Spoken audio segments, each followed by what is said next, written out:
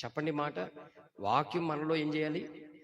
ఫలించాలి, చిగురించాలి, ఫలాలు గాయాలి కదా. ఏం గాయాలి? ఫలాలు. ఈ ఫలాలు ఇతరులకి ఆశీర్వాదకరంగా కనబడాలి. మీరు ఎప్పుడన్నా ఈ సామెత వినే ఉంటారు. కాయలు ఉన్న చెట్టుకే రాళ్ళు పట్టుకొని విసురుతారంటారు కదా. సో ఈ మాట నేను ఇంకొకలా చెప్తాను మీకు. నువ్వు ఫలాలతో ఉంటే నిన్ను అనేక మంది చూసి నీ నుంచి నేర్చుకుంటారు. రాళ్ళు విసురుతున్నారంటే ఏంటి? వాళ్ళు చూస్తున్నారనే కదా. చూడకుండా ఎవరైనా విసురుతారా రాళ్ళు? ఇప్పుడు మన దారిలో ఒక మంచి మామిడి చెట్టు ఉందనుకోండి, చక్కగా బాగా ఆకులు ఎంత విస్తారంగా ఉన్నాయో అంత విస్తారమైన ఫలాలతో, మామిడి పళ్ళతో ఉండిపోయింది అనుకోండి, చిన్న పిల్లలు పెద్దవాళ్ళు అందరూ కూడా చెట్టు వెంక చూస్తారా? చూడరా, భయ్య ఎంత బాగుందరా, ఏం కాపు కాసింది చెట్టు అని అనుకుంటా. అలాగే యేసు ప్రభు వారి యొక్క బిడ్డగా, ఆయన సంఘములో ఉన్న వారంగా మనలను చూసి ఇతరులు ఇలా బ్రతకాలి, ఇలా జీవించాలని చెప్పుకోయే రీతిగా ఉండాలి. అర్థమవుతుందా? ఆ బ్రతుకు కొరకు మనం ఏదైనా వదులుకోవాలి. ఏదన్నా వదులుకోవాలంటే నువ్వు నష్టమైన, కొంత కష్టమైన, కొంత ఇరుకైనా, ఇబ్బంది అయినా, ఏదైనా సరే మనం విడిచిపెట్టుకోవాలి. ఈ విషయం మర్చిపోవద్దు. ఇక్కడ విన్న వాక్యం మన హృదయంలో ఫలించకుండా మీరు దేవుని సంఘంలో ఎంత కాలం ఎదిగినా కాపు లేని చెట్టు వల్ల ఉండిపోతారు. మీరు ఆ చెట్టు ఎక్కువ కాలం ఉండనిస్తాడా? చెప్పండి, ఉండనిస్తాడా? ఏమన్నాడు? ఈ చెట్టుకు ఫలాలు లేవు, దీని నాటి 3 సంవత్సరములు అయింది కదా, ఒక్క ఫలమైన దీంట్లో నుంచి రాలేదు, దానిని నరికి అగ్నిలో పారవేయండి అన్నాడు. అర్థమవుతుందా? మన ఇంటి దగ్గర నాటే చెట్టు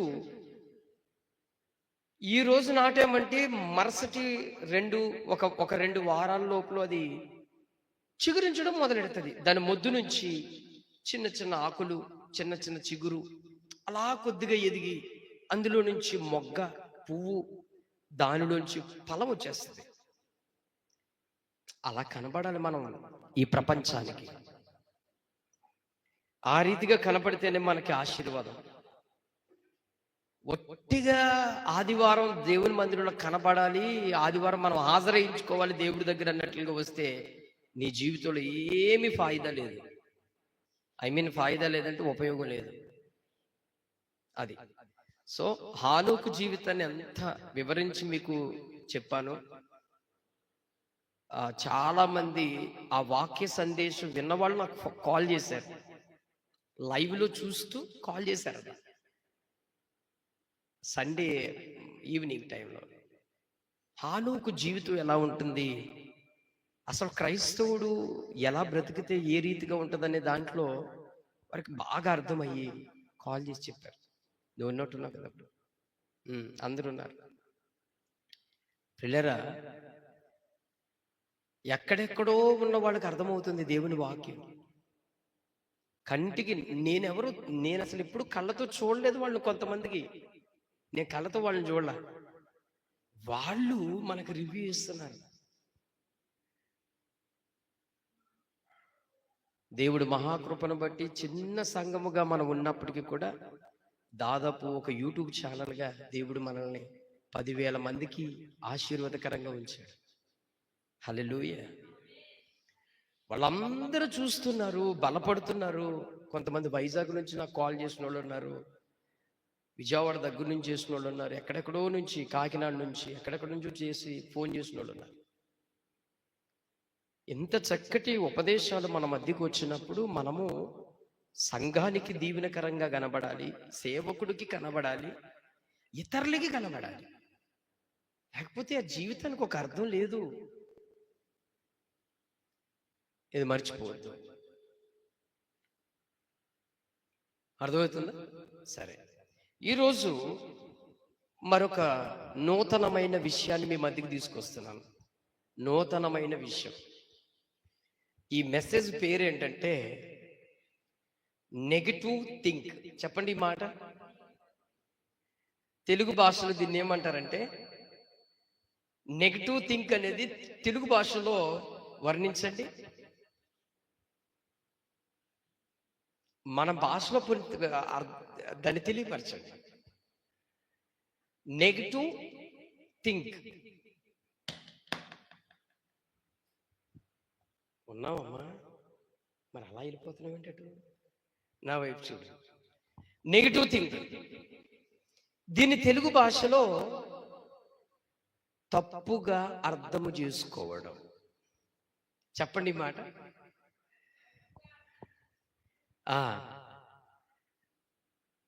దీని కొరకు నేను కొంచెం భౌతికంగా మన జీవితంలో మనం ఎదుర్కొన్న పరిస్థితిని నేను మీకు వివరిస్తాను. నెగటివ్ థింక్ అనేది 3 విధాలుగా కనపడుతుంది. ఒకటి, మనంతట మనం ఆలోచించుకోవడం, నెగటివ్ థింక్. 2, ఇతరులు చెప్పిన దాన్ని నువ్వు అర్థం చేసేసుకోవడం. 3, చూడని దానిని నువ్వు నమ్మేయడం. నెగటివ్ ఆలోచన పరిధిలో ఉన్న భావాలు ఏంటంటే 3. మొదటిది ఏంటి చెప్పండి? మొదటిది ఏంటమ్మా?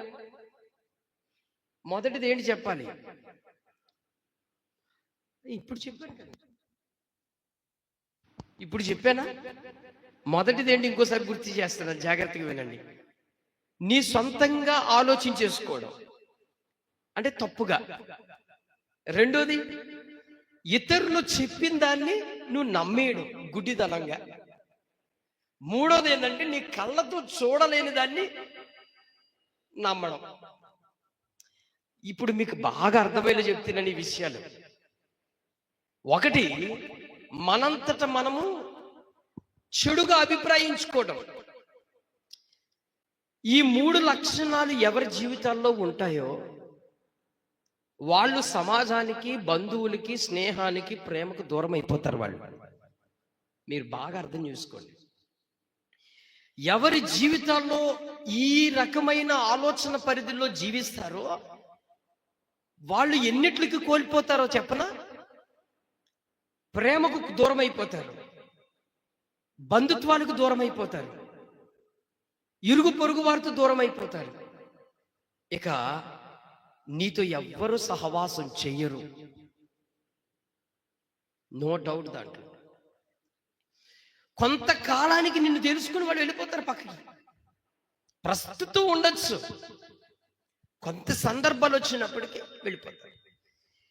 ఎప్పుడు కూడా మనము పాజిటివ్ థింక్ లోనే ఉండాలి. ఈ మాట చెప్పండి. ఎందులో ఉండాలంట? పాజిటివ్ గానే ఉండాలి. మనం ఏదైనా కానివ్వండి, మన ఆలోచన కూడా ఎలా ఉండాలంటే పాజిటివ్ థింక్ లోనే ఉండాలి. అంటే మనం ఎప్పుడు కూడా వాళ్ళు మనకి ఎదుటి వాళ్ళు మనకి విరోధంగా నడుచుకుంటున్నారే అనుకోండి, కానీ మనం పాజిటివ్ గానే ఆలోచించాలి. పాజిటివ్ అంటే మంచిగానే ఆలోచించుకోవాలి. ఇక ఇతరులు చెప్పారనుకోండి, దాన్ని చెప్పిన దాన్ని కూడా మనం ఎలా తీసుకోవాలంటే పాజిటివ్గా తీసుకోవాలి. మూడో విషయం చెప్పాను కదా, దీన్ని 2 విధాలుగా నేను వేశాను మీకు రూటు. ఒక రూట్ ఏమో చెడు అభిప్రాయంతో జీవించే జీవితం, ఒకటేమో మంచి అభిప్రాయాలతో బ్రతికే జీవితం. మీరు బాగా అర్థం చేసుకోండి. మూడోది, నీ కళ్ళతో చూసినా చూడకపోయినా ఒక మంచి అభిప్రాయంతోనే ఉండు, అది ఎప్పటికైనా నీకు క్షేమమే. సో నేను ఈ 3 విషయాలు, పాజిటివ్ ఆర్ నెగిటివ్ అనే దానికి నేను పూర్తిగా మీకు వివరణ చెప్తాను. ఏ విధంగా మనము ఆలోచిస్తాం. మొట్టమొదటి విషయం ఏంటంటే ఆ నీ స్వచ్ఛతంగా చెడుగా అభిప్రాయం చేసుకోవటం. అంటే దీన్నే నెగిటివ్ థింక్ అంటారు. దీన్ని ఇంగ్లీష్లో ఏంటంటారు, నెగిటివ్ థింక్. చెడుగా అభిప్రాయం చేసుకోవటం. చెడుగా అభిప్రాయం అంటే ఏ విధంగా మనకి ప్రాక్టికల్గా నేను కొన్ని విషయాలు గుర్తు చేస్తాను. ప్రాక్టికల్గా చెడుగా అభిప్రాయం చేసుకోవడం అంటే ఎలా జరుగుతుందంటే, ఒక ఉదాహరణ చెప్తాను మీకు. ఇప్పుడు మీకు ఒక ఇష్టమైన వ్యక్తి, నమ్మకమైన వ్యక్తి మీ జీవితంలో కనబడుతున్నాడు అనుకో. ఆ వ్యక్తి ఏదో మీకు సంబంధించిన విషయాన్ని ఇతరుల దాకా వెళ్ళింది అనుకోండి, అది లేకపోతే అది వేరేగా నడుచుకున్నాడు అనుకోండి, వెంటనే మనం అభిప్రాయం చేసేసుకోవటం. ఏమని అభిప్రాయం చేసుకుంటాం? ఈ వ్యక్తి కదా నాకు ఏదో తల పెడుతున్నాడు, ఇతను నన్ను అలా చూస్తున్నాడు, ఈమె అలా చూస్తుంది అని చెడ్డ అభిప్రాయం అని మనసు పెట్టుకోవటం. ఏమి జరగదు అక్కడ ఏమీ జరగలేదు, ఏమీ జరగదు. నీ ఊహా కల్పితంలో ఏమి నిర్ణయించుకుంటావంటే ఇది నాకు ద్రోహం జరుగుతుంది అని ఫీల్ అయిపోతాం. దాన్నే చెడ్డ అభిప్రాయంతో ఎమోషనల్ అవుతావు అన్నమాట. చెడు అభిప్రాయం, ఏమీ జరగలేని విషయాన్ని నువ్వు ఊహించుకుని దాన్ని ఇలా జరుగుతుంది అని నువ్వు థింక్ చేసుకోవటం.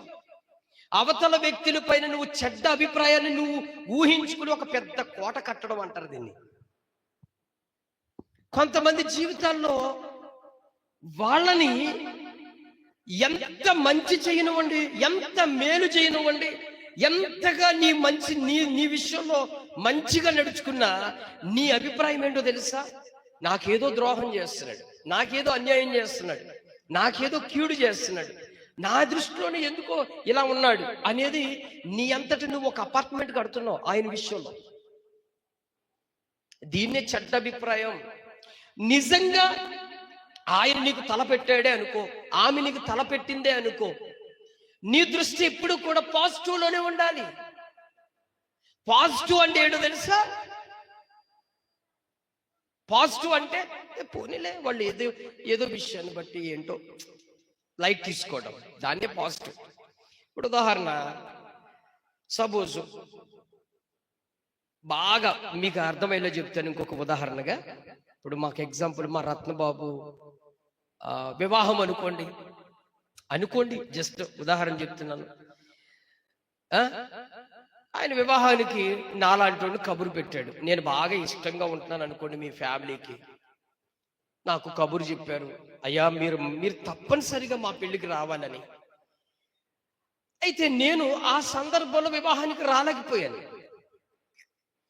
ఆ రోజు వీళ్ళ ఆలోచన ఎలా ఉండాలి? పాపం పాస్టర్ గారికి ఏ పని ఉందో, ఏ ఆలోచన ఉందో, ఎక్కడికి వెళ్ళారో, ఏ సందర్భంలో ఉన్నారు, ఏ పరిస్థితుల్లో ఉన్నారులే అనేది ఆలోచించాలి.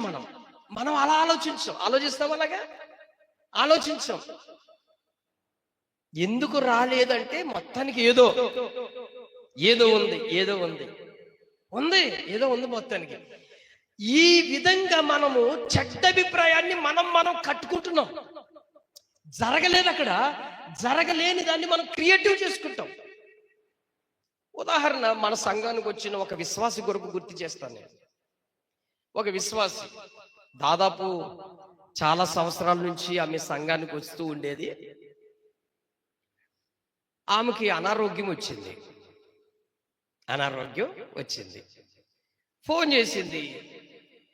ఫోన్ చేసి అయ్యా నాకు బాగోలేదు, నాకు కొంచెం బలహీనతగా ఉంది, హాస్పిటల్కి వెళ్ళే అంత పరిస్థితి నాకు వచ్చింది, నా కోసం ప్రార్థన చేయండి అని అడిగింది. నేను ఫోన్లోనే ప్రార్థన చేశాను. అయిపోయింది. ఇప్పుడు ఆమె ఏమన్నా, పాస్టర్ గారు మా ఇంటికి రండి, మా ఇంటికి వచ్చి మా కోసం ప్రార్థన చేయండి అని చెప్పిందా? లేదు. మరి ఆమె సిచ్యువేషన్ మనకి ఎలా ఉందని మనకు తెలియదుగా. వాళ్ళు చెబితేనే మనకు తెలుస్తుంది, తెలియదు. సరే, నేను ఏదో ఒక అర్జెంటు పని మీద ఉన్నాను. 2 రోజులు అయ్యింది, 3 రోజులు అయ్యింది, 4 రోజులు అయ్యింది. నాకు ఒక 4 రోజుల తర్వాత గుర్తొచ్చి నేను కాల్ చేశాను. ఫోన్ లిఫ్ట్ చేయలే. 5వ రోజు చేశా. అప్పుడు ఎత్తి, అమ్మా ఎలా ఉంది, నీ ఆరోగ్యం బాగోలేదని చెప్పావు కదా, ఎలా ఉందమ్మా అని అంటే, హాస్పిటల్కి వెళ్ళానండి, ఇలా ఉంది, ఇంకా తగ్గలేదండి అని అంటే, నేను కొంచెం ఆదివారం ఇక్కడ ఆరాధనకు వచ్చిన తర్వాత వెళ్ళాను మరలా. వాళ్ళు వెళ్ళిన దర్శించడానికి వెళ్ళినప్పటికీ అప్పటికే వాళ్ళు ఎలా ఉన్నారంటే రుసరుసలాడుతూ ఒకలాంటి ఆ ఒక సేవకుడు వచ్చాడు అనేది ఒక ఇది లేకుండా ఏదో కామన్ గా అస్సలు ఏమీ లేదు. నేనే వెళ్ళి కూర్చుని అమ్మ ఏంటి ఎలా ఉంది అని అంటే, ఇక మెల్లమెల్లగా పక్కన వాళ్ళు ఆ ఇంట్లో వాళ్ళే మాటలు తొలడం మొదలెట్టారు మెల్లగా. సామెత ఉంది, కొంతకాలం పిల్లి అంట పులి అయిపోద్ది అంట, ఒక సందర్భాన్ని బట్టి పిల్లి పులి అయిపోద్ది. అప్పుడు దాకా పిల్లే కొన్ని సందర్భాల్లో పులి అయిపోద్ది. అప్పుడు అంతకుముందు పిల్లి ఆ సిచ్యువేషన్ పులి అయిపోయింది. అంటే నెగిటివ్ మైండ్, నెగిటివ్ థింక్ దీన్నే అంటారు. సొంత నిర్ణయాలు ఆ కూడితో ఆలోచన. వెంటనే ఆమె సైడ్ నుంచి మాట్లాడడం మొదలెట్టింది. ఇన్ని రోజుల నుంచి ఈమెకి ఆరోగ్యం బాగోలేదు, కనీసం ఇంటికి వచ్చి ప్రార్థన చేయాలని ఇది కూడా లేకుండా పోయింది మీ సేవకులకి అన్నట్టుగా మొదలెట్టింది ఆమె. నేను అప్పటికి చెప్పానమ్మా, నేను ఇక్కడ లేను, ఎక్కడో దూర ప్రాంతంలో ఉన్నాను, నాకు రావడం అవ్వలేదు, ఇంత సీరియస్ అని నాకు కూడా తెలియదు కదా, మీరు ఒక మాట చెప్తే నేను రావాలనుకుంటే ఏదో రకంగా రావటం వెళితే నేను మనుషులు పంపించడం ఏదో చేస్తాను కదా అని అంటే ఇక ఏమీ వినడం లేదు. ఇక అంతే. మరుసటి వారం నుంచి ఆవిడ మందిరం మానేసింది, ఇప్పటి వరకు మందిరం రాలేదాన్ని. ఏం జరిగింది ఇక్కడ చెప్పండి? సేవకుడు ఏమన్నా ఆమెను తిట్టాడా? సేవకుడు ఏమన్నా ఆమెను గాయపరిచాడా? పోని ఆమెకి ఏదన్నా సంఘంలో ఏదైనా కొదువయిందా? ఏమీ లేదు. కారణం ఒకటే, ఆమెను చూడడానికి రాలేదు, ఆమె కొరకు ప్రార్థన చేయడానికి ఇంటికి వచ్చి ప్రార్థన చేయలేదని ఒక బ్యాడ్ థింక్. నా ప్రియులరా, కుటుంబాలు కూడా ఇలాగే దూరం అవ్వడానికి కారణాలు అవుతాయి. నీ చెడ్డ అభిప్రాయమే నీ కుటుంబాల్లో నువ్వే దూరం అవుతావు. నీ చెడ్డ అభిప్రాయమే నీ మధ్యనున్న నీ స్నేహితులు నీకు దూరం అయిపోతారు. నీ చెడ్డ అభిప్రాయమే నీ ఇంట్లో నీ భర్త అయిన నీ భార్య అయిన నీకు దూరం అయిపోద్ది. నీ చెడ్డ అభిప్రాయమే, నీ బ్యాడ్ థింకింగ్, నీ నెగిటివ్ థింక్ వల్ల నీ పిల్లలు నీకు దూరం అయిపోతారు. ఈ విషయం మర్చిపోవద్దు సుమా. నీ స్నేహితులు నీతో ఉండరు, నీ భార్య నీ భర్తలు మీరిద్దరు కలిసి ఉండలేరు. ఎప్పుడైతే నెగిటివ్ థింక్ అనే మైండ్ నీలో ప్రారంభమయ్యిందా, ఖచ్చితంగా చెబుతున్నా ఈ విషయాన్ని, అన్నిటికీ నువ్వు దూరం అయిపోతావు. జీవితంలో నువ్వు వెనక్కి తిరిగి చూస్తే నీ జీవితంలో పాజిటివ్ ఏది కనపడదు. ఇతరుల పట్ల వాళ్ళు మనకు ద్రోహమే చేయనివ్వండి, వాళ్ళు మనకు అన్యాయమే చేయనివ్వండి, వాళ్ళు మనకి ఏదైనా చేయనివ్వండి, మన దృష్టిలో ఒకటి ఉండాలి. ఏంటో తెలుసా? పాజిటివ్ థింక్ ఉండాలి, ఒక మంచి అభిప్రాయంతోనే ఉండాలి. నిజంగా గుర్తుపెట్టుకోండి, ఒకవేళ మీకు వాళ్ళు ద్రోహం చేయాలని ఆలోచన తలపట్టారనుకో, నువ్వు మంచి అభిప్రాయంతో ఉంటే వాళ్ళ నెత్తి మీద నిప్పులు కుంపం వేసినట్టు ఉంటుంది. ఎందుకో తెలుసా? అరే నేను ఇంత కీడు పెట్టాలని, ఇంత ఈయనకి ఇంత విరోధంగా నడుచుకోవాలని, ఇంత చెడుగా నడుచుకోవాలని నేను ఆలోచించానే, కనీసం నా విషయంలో కొంచెం కూడా పట్టించుకోకుండా కామన్గా ఉన్నాడేంటి, నేను ఇన్ని రోజులు పడే ప్రయాసం అంతా వ్యర్థమైపోయిందే అన్న ఆలోచనలో సిగ్గుతో చేస్తారు వాళ్ళు. మీకు అర్థమవుతుందా? సో మనము మన ఆలోచన ఎప్పుడు కూడా చెడు అభిప్రాయమైన ఆలోచన మానేసుకోండి. అది నీ ఇంట్లో వాళ్ళైనా, ఎవరైనా కానీ, నీ ఇంట్లో వాళ్ళైనా, నీ స్నేహితులైనా, నీ బంధువులైనా, నీ ఇరుగు పొరుగు వారైనా, సంఘ బిడ్డలైనా, సేవకుడైనా, ఇంకొకటైనా ఏదైనా కానివ్వండి, నెగిటివ్ థింక్ అనే మైండ్ మనం మానేసుకుంటే మనకి చాలా క్షేమం. నీకు తలపెట్టిన ఉండరు, నీకు ఏది ఉండదు, ఏది జరగదు, ఏ సమస్యలకు గురవో, నువ్వు డిప్రెషన్కి వెళ్ళవు, నీ మైండ్ అంతా కూడా గజిబిజ్ అవ్వదు. చాలా మంది డిప్రెషన్ మైండ్కి ఎందుకు వెళ్తారో తెలుసా? వాళ్ళు వాళ్ళు నెగిటివ్ థింక్ వల్ల డిప్రెషన్కి వెళ్తారు. అవునా కదా? ఇప్పుడు ఉదాహరణ చెప్తున్నాను, అన్నదమ్ముల ఆస్తుల్లో లేకపోతే కుటుంబాల ఆస్తుల పంపకాల్లో కూడా కొంతమంది అక్కడ ఏమి జరగకముందే, ఏమి అవ్వకముందే ఆ నెగిటివ్ థింక్ పెట్టేసుకుంటారు వాళ్ళు. నాకు అది జరిగిపోయింది, ఇది జరిగిపోయింది, అలా జరిగిపోయింది, పెద్దలు అలా వస్తారు, ఇలా వస్తారు, ఇలా చేస్తారేమో, అలా చేస్తారేమో, ఇలా చేస్తారేమో.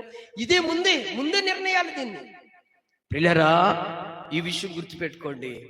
ఎప్పుడైతే ఎదుటి వారి మీద నీ సొంతంగా చెడ్డ అభిప్రాయం అనేది నువ్వు ఏర్పాటు చేసుకుంటే, నిజంగా చెప్తున్నాను, నువ్వు చాలా కోల్పోతావు.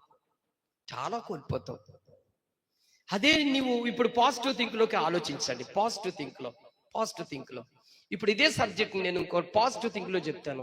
ఆ టయానికి మీ సేవకుడు రాలేదు, వచ్చాడే అనుకో, వచ్చిన వెంటనే అయ్యా మీ కొరకు ఎదురు చూస్తాం. ఇప్పుడు మీకు ఎగ్జాంపుల్ కూడా గుర్తు చేస్తాను. యేసు ప్రభు వారు మార్తా, మరియా, లాజరు అనే వాళ్ళ కుటుంబంలో చాలా సన్నిహితంగా ఉన్నాడు యేసయ్య.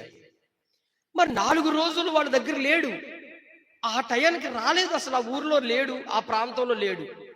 ఈ 4 రోజులు యేసు ప్రభు లేనంత మాత్రాన మార్తా, మరియా మూతి తిప్పేసుకుని, మొహం తిప్పేసుకుని, నువ్వు ఇప్పుడు ఎందుకు వచ్చావయ్యా, ఏం చేద్దామని వచ్చా అని ఏమని యేసయ్యతో ఎదురు పోట్లాడారా? బతిమాలుకున్నారు.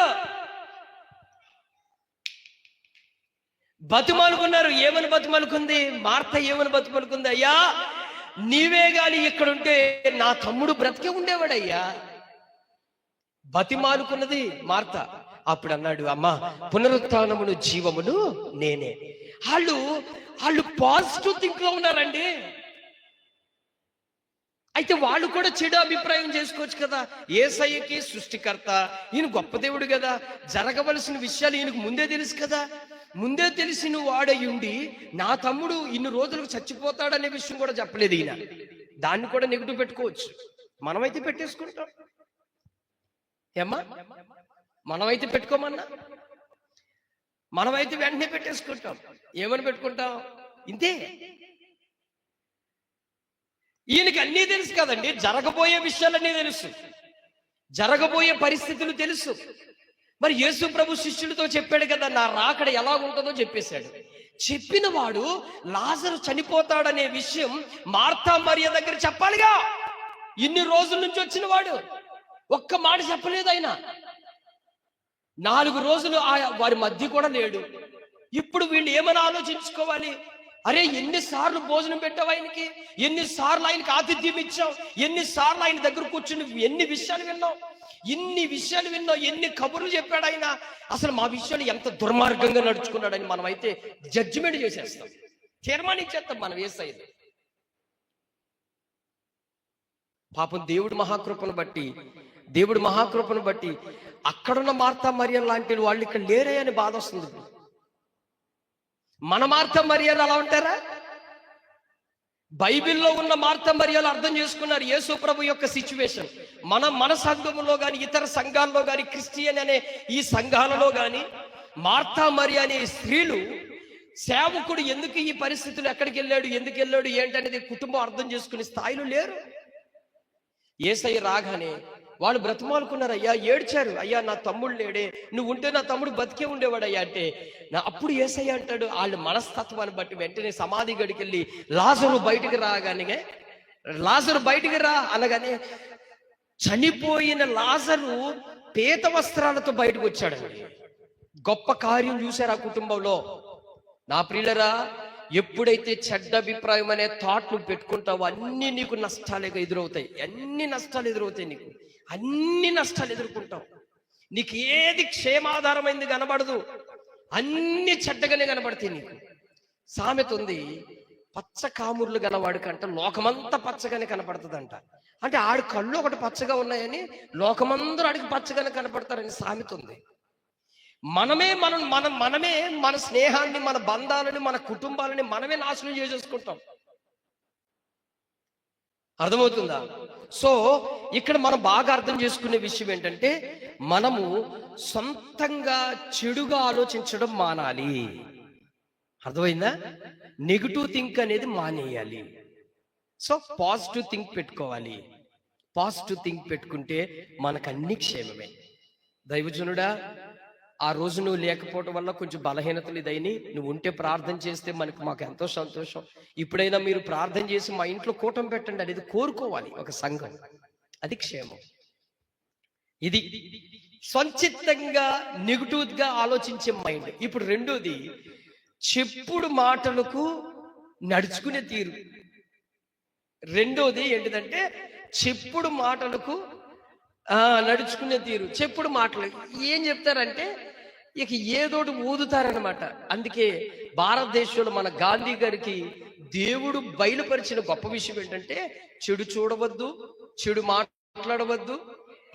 ఎంత అద్భుతం చూడండి. ఇందులో అద్భుతమైన విషయం ఏంటంటే చెడు వినవద్దు. నా దగ్గర చాలా మంది చెప్తారండి, బుర్ర కథ లాంటి సోది చెప్తూ ఉంటారు చాలా మంది. పాపం వాళ్ళు ఏమనుకుంటారంటే, ఆహా మాకు జడ్జిమెంట్ చేసి ఇలా ఉంటాడు అని అనుకుంటారు. నేను చెయ్యను, నాకు అవసరం లేదు, నేను వింటాను అంతే. అవసరమైన దాన్ని తీసుకుంటాను, పనికిరానిది అక్కడే డస్ట్బిన్లో వేసి వచ్చేస్తాను. ప్రతి వాళ్ళు ఆ థాట్తో బతకాలి. చాలా మంది నువ్వు పొద్దుట లేచి కాడ నుంచి నువ్వు పడుకునే వరకు నీ చెవిలో ఎన్ని విషయాలు వెళ్తాయో తెలియదు. అవునా? కొందరు బక్కిట్టుడు అంత ఊసులు చెప్తే కొందరు కంపలు చెప్తారండి. చాలా విషయాలు చెప్తారు. కొంతమంది వాళ్ళ మంచితనాన్ని వాళ్ళ తనాన్ని పక్కన పెట్టేసి ఇతరుల కోసం చెప్తారు. వాళ్ళ కోసం చెప్తారు, వీళ్ళ కోసం చెప్తారు, ఊళ్ళ కోసం చెప్తారు. అదిగో మరలా అదిగో వాళ్ళు ఇలా నడుచుకుంటున్నారు, నువ్వెలా ఉన్నావు, ఇదిగో వీళ్ళు ఇలా నడుచుకున్నారు, నువ్వెలా ఉన్నావు అని ఇలా చెప్పుడు మాటలు చెప్పిన వాళ్ళు అనేక మంది ఉన్నారు.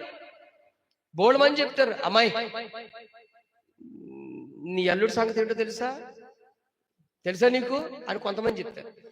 అమ్మాయి నీ కోడల సంగతి ఏంటో తెలుసా అని కొంతమంది చెప్తారు. నీ కొడుకు సంగతి ఏంటో తెలుసా, నీకు ఏం చేస్తున్నాడో తెలుసా అని చెప్తారు కొంతమంది. నీ కూతురు ఏంటో తెలుసా అని కొంతమంది చెప్తారు.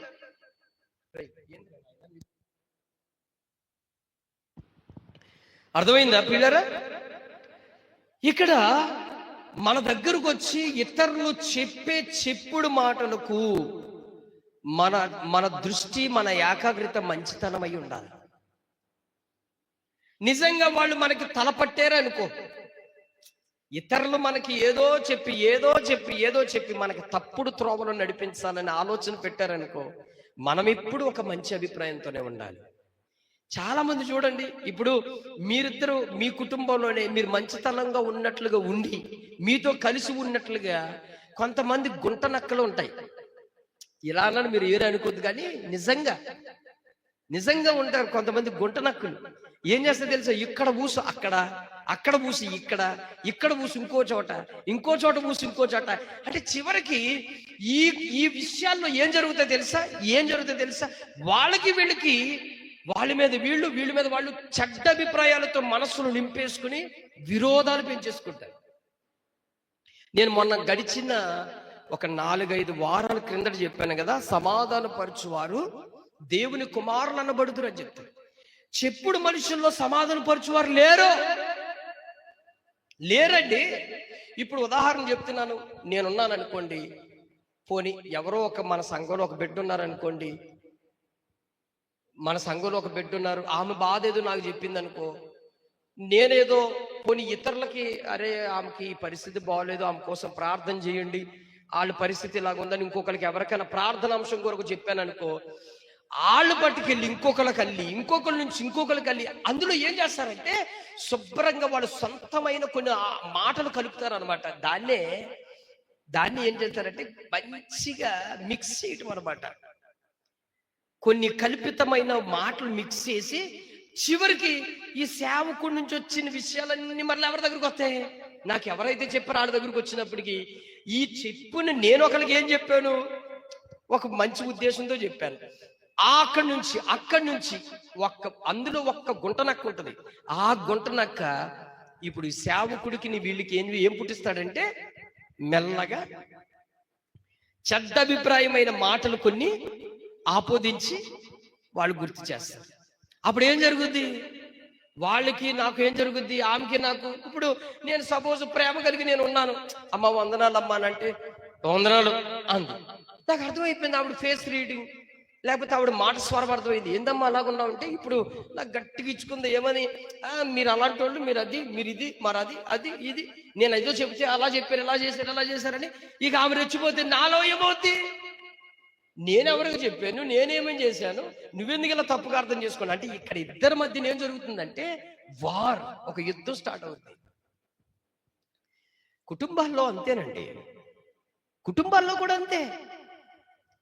ఒకరికొకరు చెప్పుకోవటం.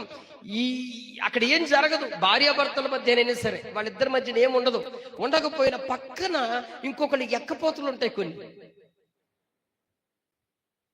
అంతే. ఇక వాళ్ళ మధ్యన వారు ఇక పచ్చ గడ్డేస్తే బగ్గుమని మండిపోయేంత క్రియేటివ్ స్టార్ట్ చేస్తారు.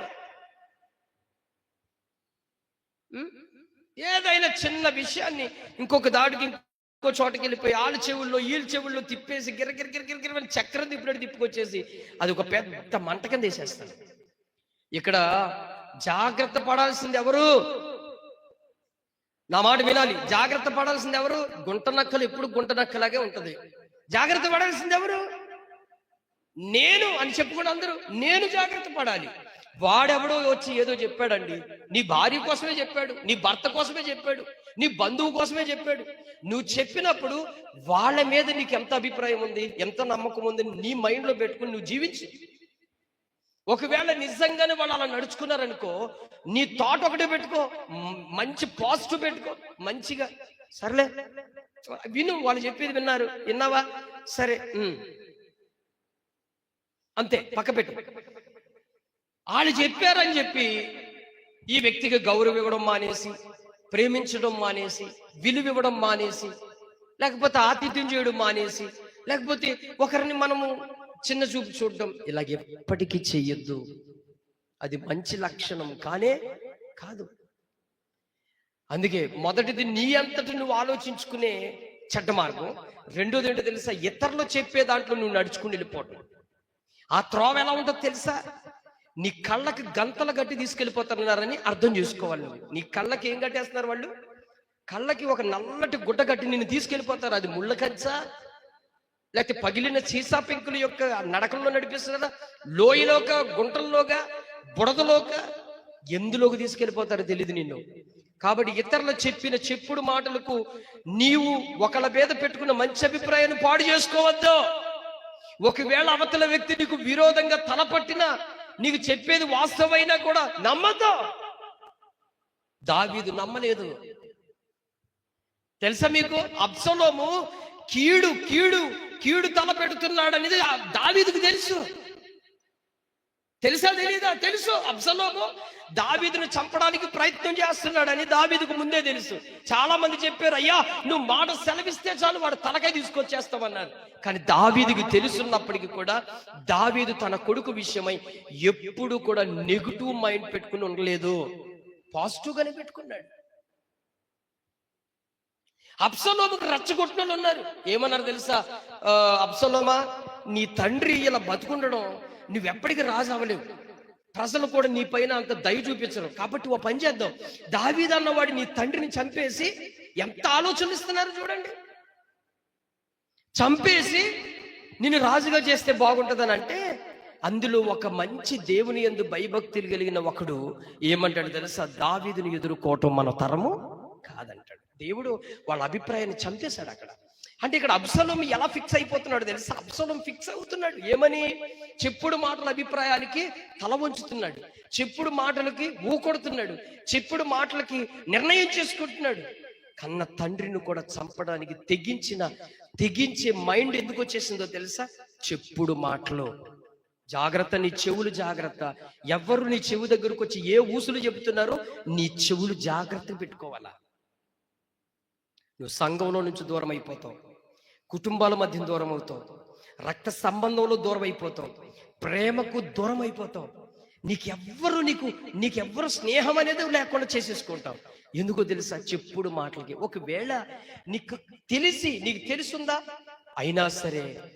నువ్వైనా సరే ఎదుర్కొంటూ నిలబడు. దేవుడు నీకు దీవెనకరంగా మారుస్తాడు, దాన్ని కీడును మేలుగా మార్చేస్తాడు నా యేసయ్య. హల్లెలూయా. యేసయ్యకు తెలీదా? నన్ను సిలువేస్తారని యేసయ్యకు తెలీదా? కొరడాలతో కొడతారని తెలీదా? పిడిగుద్దులు గుద్దుతారని తెలీదా? మేకులు దిగకొడతారని తెలీదా? అన్నీ తెలుసు కూడా ఆయన సిలువుకు ఎదురెళ్ళాడు. సమస్యలకు ఎదురెళ్ళాలి, పరిస్థితులకు ఎదురవ్వాలి. నెగిటివ్ మైండ్ సెట్ కి నువ్వు పాజిటివ్ గా ఎదురవ్వాలి. వా, ఎదురెళ్ళాలంటే అవతల వాళ్ళు నీ మీద విరోధతనంగా ఉంటే నువ్వు మంచితనంతో ఎదురెళ్ళు. అవతల వాళ్ళు నీ మీద ద్వేషంతో పగతో నీ మీద ఉంటే నువ్వు ప్రేమతో ఎదురెళ్ళి ఢీకొట్టు. నిన్ను ఢీకొట్టినాడు ఎవడుంటాడో చూద్దాం. నా పిల్లలు అర్థమవుతుందా? కుటుంబాల్లో, బంధువుల్లో, రక్త సంబంధికుల్లో, మంచితనంలో, సంఘాలలో కూడా ఇదేనండి. ప్రాముఖ్యంగా సంఘాలలో కూడా ఇదే బుద్ధి వస్తుంది. ఇదే దరిద్రమైన ఆలోచనలు. ఈ కుటుంబాన్ని బాగా చూస్తాడండి, ఈ కుటుంబాన్ని ఏమో అసలు పట్టించుకోడండి, వాళ్ళని బాగా చూస్తాడండి, వీళ్ళని బాగా ప్రేమిస్తాడండి. ఇదే చెత్త మైండ్ అంటారు దీన్ని. నువ్వు పాజిటివ్గా తీసుకోకపోతే నీ లోపం అది. నేను ఒక చిన్న విషయాన్ని చెబుతాను మీకు, ఈ సందర్భం వచ్చింది కాబట్టి ఉదాహరణ చెప్తాను. ఒకరోజు ఒక తండ్రి ఒక కొడుకుని తీసుకెళ్ళాడంట జూ పార్క్కి. ఒక పార్క్ తీసుకెళ్తూ ఉంటే ఒక సింహము బోను దగ్గరికి వెళ్ళి చూస్తున్నారంట. అందరూ చూస్తున్నారు. ఈ లోపల ఈ పిల్లవాడు అడుగుతున్నాడంటే, డాడీ డాడీ డాడీ డాడీ. ఏంటన్నా? డాడీ, ఆ సింహం చూడు తన పిల్లని ఎలా తినేస్తుందో అన్నాడంట. తండ్రి షాక్ అయ్యి ఎలా వచ్చినప్పటికీ ఆ సింహము నోటుతో పిల్లని పట్టుకుని గదిలోకి తీసుకెళ్ళిపోతుంది, ఇంకో బోన్లో తీసుకెళ్తుంది. వీడికి ఏమర్థమైంది అంటే, సహజంగా మరి నోటితోనే తింటాం కదా ఏదైనా. ఇప్పుడు మనకంటే చేతులు ఉన్నాయి, ఏదైనా పట్టుకెళ్ళాలంటే ఎలా పట్టుకెళ్తాం, మరి జంతువులు ఎలా పట్టుకెళ్తాయి? పిల్ల ఎలా పట్టుకెళ్తాం? తన పిల్లల్ని ఈ ఇంట్లో నుంచి ఇంకో ఇంట్లో జారేస్తుంది, ఆ నోటితో పట్టుకుని వెళ్తుంది. అంటే ఏదైనా చేప తిన్నా, ఇప్పుడు సింహం ఉందనుకోండి, సింహం మరి ఏ మాంసం తిన్నా నోటితోనే పళ్ళతో లాగు తింటది కదా. వీడి ఉద్దేశం ఏంటంటే, అయ్యో నిజంగా దాని పిల్లని అదే తినేస్తుంది. అంటే ఇక్కడ ఎవరిది తప్పు? సింహాన్ని తప్ప, నీ ఆలోచన తప్ప? చెప్పాలి, నీ అభిప్రాయం తప్పు. సంఘంలో మనం ఉంటున్నామా? ఉన్నాం కదా. సేవకుడికి నీకు ఆ బంధాన్ని, ఆ రిలేషన్ నువ్వు కట్టుకోవాలా.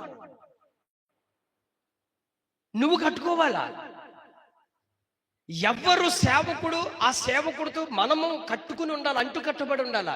అందుకే యోహాను సువార్తలో 15వ అధ్యాయంలో మొదటి వర్సెస్లో యేసయ్య చెప్పిన ఉపమానంలో ఒక మంచి వండర్ఫుల్ మాట అంటాడు. ద్రాక్షావల్లిని నేను, తీగలు మీరు దేంట్లో కట్టబడాలంటాడు? ద్రాక్షవల్లితో కట్టబడాలి, అంటు కట్టబడాలంటాడు. సంఘములో సేవకుడితో మీరు ఐక్యత, ప్రేమ, అనురాగాలతో మీరు కట్టబడి ఉంటే మీ కుటుంబం ఏ కుటుంబమైనా అదే రకంగా నడుచుకుంటాం.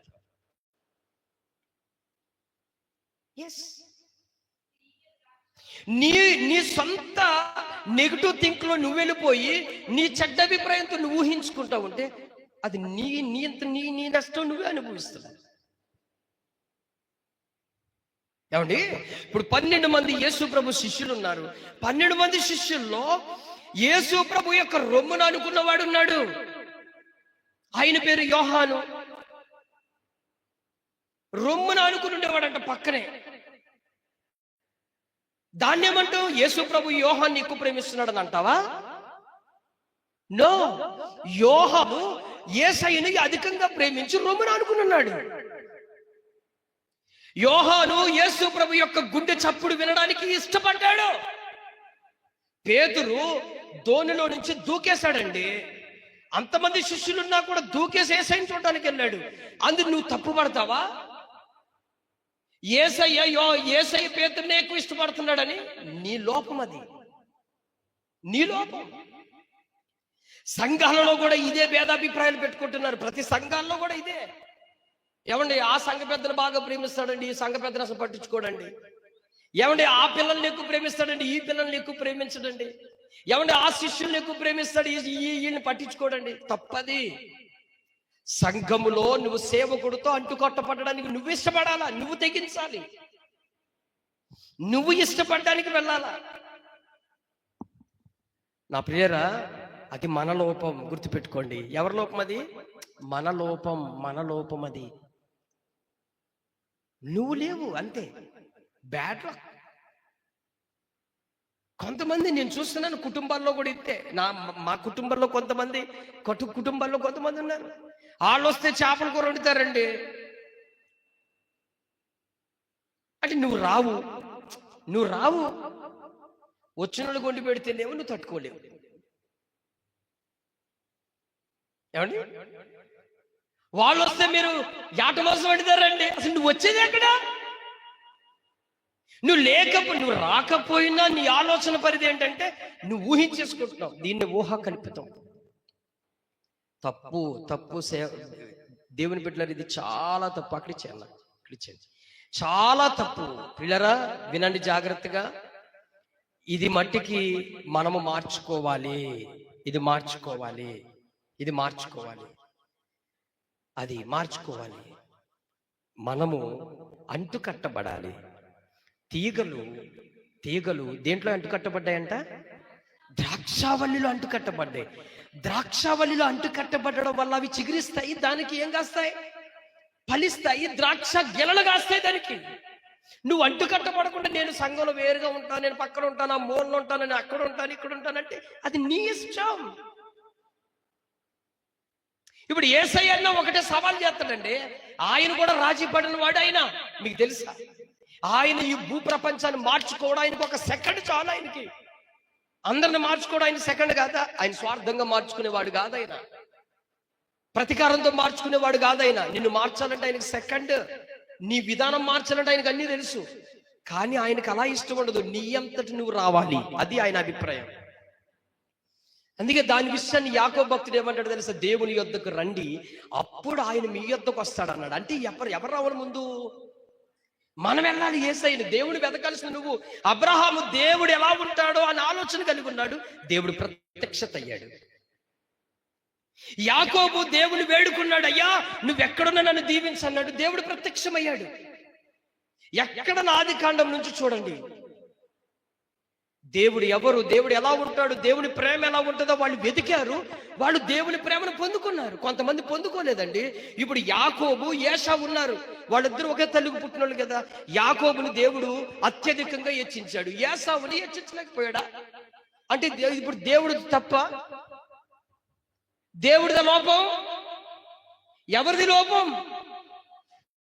నువ్వు ప్రేమించడం లేదు, నువ్వు దేవుని దగ్గరికి రావడం లేదు, నువ్వు దేవుడితో అంటు కట్టబడలేకపోతున్నావు, నువ్వు సంఘంలో సేవకుడితో నువ్వు కలిసి ఉండకపోతే ఎవరిది నష్టం? చాలా తప్పు. నీ ఆలోచన, చెప్పుడు మాటలకి, లేకపోతే ఆ అభిప్రాయంలో నువ్వు వెళ్ళిపోవటం వల్ల నీ కళ్ళే నువ్వు పొడుచుకున్నట్లు అయిపోతుంది. గుర్తుపెట్టుకోండి పిల్లరా. ఇప్పుడు నేను 2 విషయాలు గుర్తు చేశాను. 3వ విషయం చెప్తున్నాను నేను. 3వ విషయం ఇదేంటో తెలుసా? ఈ 3వ విషయం ఏంటి చెప్పాను నేను? చెప్పండి, 3వ విషయం ఏంటి? చూడని విషయాలను, తెలియని విషయాలను నువ్వెప్పటికీ నమ్మొద్దు అసలు. అది పౌలు కూడా ఏమంటాడో తెలుసా? ఎవడైనా ఒకడు నీ యొద్దకు వచ్చి ఏదైనా చెప్పిన ఎడలా దాన్ని నమ్మొద్దు. ఇప్పుడు నేను పోలీస్ స్టేషన్కి వెళ్ళాను. ఇప్పుడు బోయాజ్ అన్న మీద నేను కంప్లైంట్ వేయడానికి వెళ్ళాను. ఎన్నే కేసు కట్టేస్తాడా? ఎన్నే కంప్లైంట్ తీసేసుకుంటాడా? లేదే. ముందు ఏం చేస్తాడు? ఎంక్వైరీ చేస్తాడు. ఇది నిజమా కాదా, అసలు వాస్తవమా కాదని అది నెతుకుతారు. దాన్ని ఎంతవరకు వెళ్తారంటే అంతవరకు వెళ్తారు. ఇప్పుడు ప్రవీణ్ పగడాలని దైవజనుడు చనిపోయారు. ఆయన చనిపోయిన దానికి ఇప్పటికి మిస్టరీగా మిగిలిపోయింది. అది ఇప్పటికి వెతుకుతున్నారు. ఇంకా అది కావాలని చేసినా లేకపోతే ఏ విధంగా చేసినా కూడా ఇప్పుడు దాన్ని ఏం చేస్తున్నారో తెలుసా? అది ఎంతవరకు వాస్తవం, ఎంతవరకు నిజం, కోర్టు కూడా ఇప్పుడు అదే అబ్జర్వేషన్ లో ఉంది. మన జీవితాల్లో కూడా చూడని దాన్ని, అసలు తెలియని దాన్ని ముందే నమ్మేస్తాం. వెంటనే డిసిషన్, వెంటనే జడ్జిమెంట్, వెంటనే ప్లాన్. ఏది కూడా అలా చెయ్యొద్దు, అలా చెయ్యొద్దు అసలు. మన కళ్ళతో మనం అది నిజమా కాదా, అది సత్యాన్ని మన కళ్ళతో చూడాలి. గుడ్డితనముతో మనం ఎప్పుడు కూడా అదే చెయ్యొద్దు. ఒకరోజు ఒక తల్లికి 3 కొడుకులు ఉన్నారంట. వినండి జాగ్రత్తగా. 3 కొడుకులుంటే తల్లి కూర వండింది. ఏం కూర వండింది? గుడ్లు కూర వండింది. అమ్మా వింటున్నారా? గుడ్లు కూర వండింది కదా. గుడ్లు కూర వండితే అందరికీ మనిషికో గుడ్డు వేయాలి కదా. మనిషికో గుడ్డు వేస్తే మొత్తానికి ఈ తల్లి 3 కొడుకులు 4 గుడ్లు వండింది కర్రీ. వండితే ఇప్పుడు అందరికి భోజనం పెట్టిందంట. భోజనం పెట్టినప్పుడు తల్లి గుడ్డి, ఈ తల్లి తినాల్సిన గుడ్డు కూడా ఒక కొడుకు వేసింది. ఇంతకీ ఆ కొడుకు ఏంటంటే ఆడు గుడ్డోడు. అందులో ఒక కొడుకు ఎవడంటే గుడ్డోడు. గుడ్డోడైతే ఇప్పుడు కనవాళ్ళందరూ ఈ 3 ఉన్నారు కదా, 3 కొడుకులు అన్నం తింటామంటే వీళ్ళిద్దరు తినేసి వెళ్ళిపోయారంట. ఈ గుడ్డోడు గుడ్లు తరుగు చూస్తే 2 గుడ్లు ఉన్నాయంట. మా అమ్మ ఇదేంటి, ఒక గుడ్డు వేసింది, ఇంకో గుడ్డు, నా గుడ్డు నాకుంది, ఇంకో గుడ్డు ఉంది, ఈ గుడ్డు ఎవరిదమ్మానంటే నాదేరా అన్నదంట. ఇప్పుడు ఈడ ఆలోచన ఏంటో తెలుసా, గుడ్డోడిని 2 గుడ్లు అయితే కళ్ళున్నవాడికి ఎన్ని గుడ్లు వేసి ఉంటుంది అన్నాడంటే.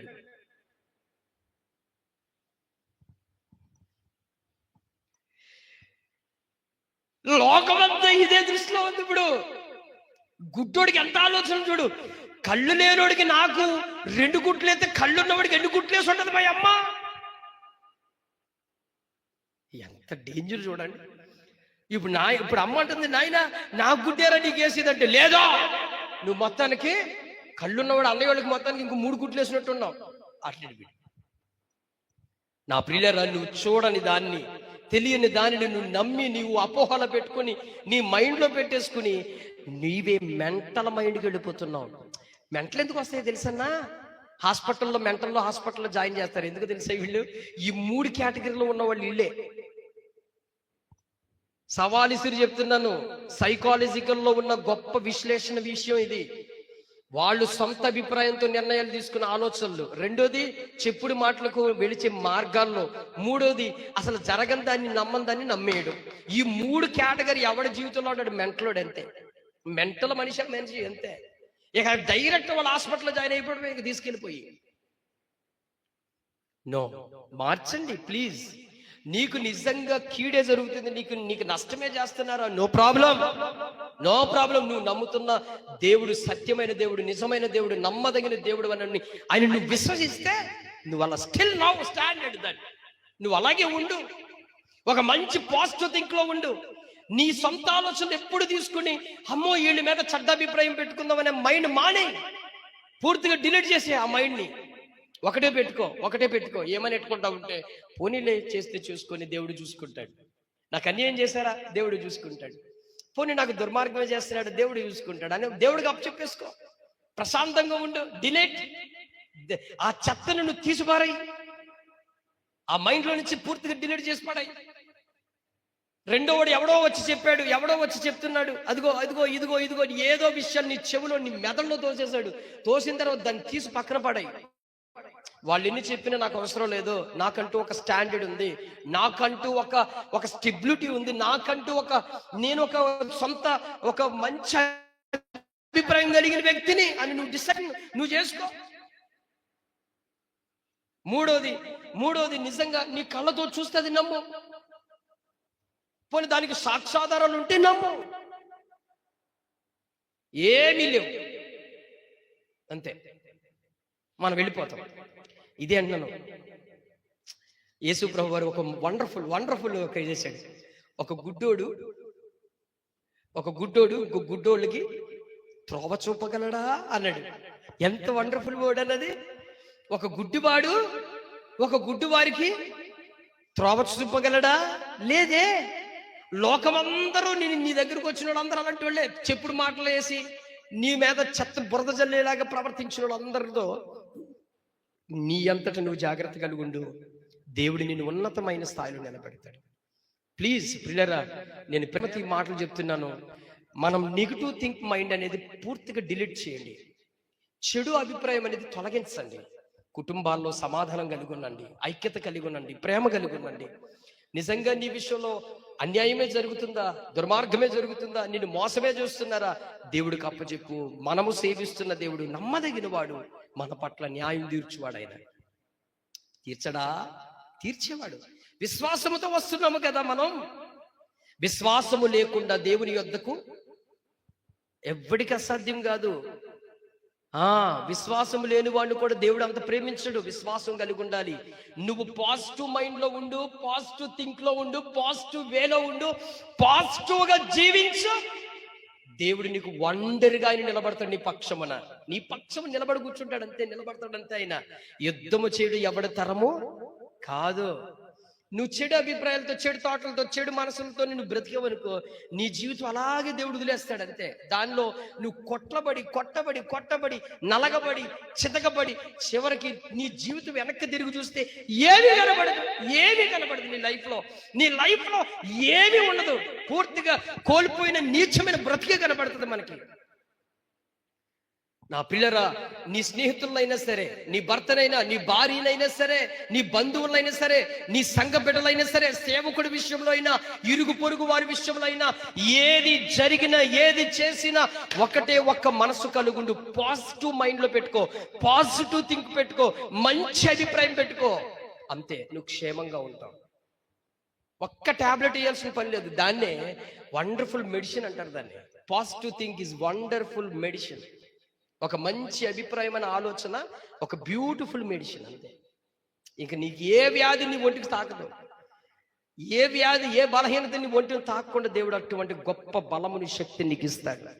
కాబట్టి ఈ రోజు నుంచి ఒక మంచి అభిప్రాయం పెట్టుకుందాం, ఒక మంచి మనసు పెట్టుకుందాం. మనకు విరోధం చేసిన వాళ్ళు ఉన్నా కూడా వాళ్ళ మీద కూడా నువ్వు మంచి అభిప్రాయం పెట్టుకో. నువ్వు దేవుని బిడ్డవైతే పెట్టుకో. సిలువుకు ఎదురెళ్ళాడు యేసయ్య, మరణానికి ఎదురెళ్ళాడు యేసయ్య, సమస్యలకు ఎదురెళ్ళాడు యేసయ్య. యేసయ్యకి తల పెట్టిన వాడు తన పక్కనే ఉన్నా కూడా పాజిటివ్ గానే జీవించాడు రా బాబు నాయనా. ఎస్, ఇస్కారియోతు యూదా యేసయ్యని అమ్మేస్తాడని యేసయ్యకు తెలియదా? తెలుసు కదా, మరి పాజిటివ్ గానే ఉన్నాడే, ఎక్కడ నెగిటివ్ గా లేడే, ఎక్కడైనా నెగిటివ్ గా నడుచుకున్నాడా? తెలుసు, యేసయ్యకి తెలుసు. నన్ను అప్పగించి ధనము సంపాదించుకోవడానికి ఆశపడిన వాళ్ళు ఉన్నారని ఎప్పుడు తెలుసు? జాయిన్ అయ్యిన కాడి నుంచే తెలుసు. ఎంత మంచి మనసు చూడండి. మరి ఆయనను సేవించిన మనము అదే మనసు కలిగి ఉండాలి. దయచేసి ఇతరులకు ఎప్పుడు చెప్పుడు మాటలు చెప్పొద్దు, ఊహాకల్పితమైన మాటలు అనుకోవద్దు. మీరు అసలు ఇలా జరుగుంటది అక్క, అమ్మ ఇలా అంటది అన్న, తమ్ముడా ఇలా జరుగుంటది అయ్యా అని అసలు ఆ ఊసులు వదిలేయండి, ఆ కబుర్లు వదిలేయండి. డైరెక్ట్ అంతే, డైరెక్ట్ యాక్షన్ దట్ మూవ్ అంతే. నీ లైఫ్ లో అది జరిగిందా, సిచ్యువేషన్ కోసం మాట్లాడు. జరగలేని ఊహాకల్పితాలు అస్సలొద్దు. నువ్వేమైనా డైరెక్టర్వా, సినిమా మూవీ డైరెక్టర్వా? ఊహించుకి స్టోరీని తీయడానికి అవసరం లేదే. ఏ బాబు, అంతేనా? మనకు అవసరం లేదు. అది జరిగిన విషయాలు మాట్లాడదాం. చెప్పుడు మాటలు పక్కన తోసివేయండి. అందరితో పాజిటివ్గా ఉండండి, పాజిటివ్ మైండ్ సెట్ ఉండండి. దేవుడు మిమ్మల్ని ఆశీర్వదిస్తాడు. దేవుడు నీకు అండగా ఉంటాడు బిడ్డ. దేవుడు నీకు ధైర్యం ఇస్తాడు. దేవుడిని నేనున్నాను కదా అంటాడు అంతే. నీకు అన్యాయం చెయ్యాలనేది నీకు నిజంగా తెలిసే ఉంటే నువ్వు పాజిటివ్గా ఉండు. దేవుడే నీకు నీ పక్కన కరెంటు స్తంభములు నిలబడతాడు. ఆయన నిలబడతాడు. నిన్ను ఎదుర్కొనేవాడు ఎవడో సరిపోడు. అస్సలు నెవర్ అసలు ఎవరు సరిపోరు. ప్రియరా, ఈ వాక్యము మన జీవితంలో ఆశీర్వాదకరంగా, దీవెనకరంగా నిలిచి నడిపించును గాక. ఆమేన్. అందరికీ అర్థం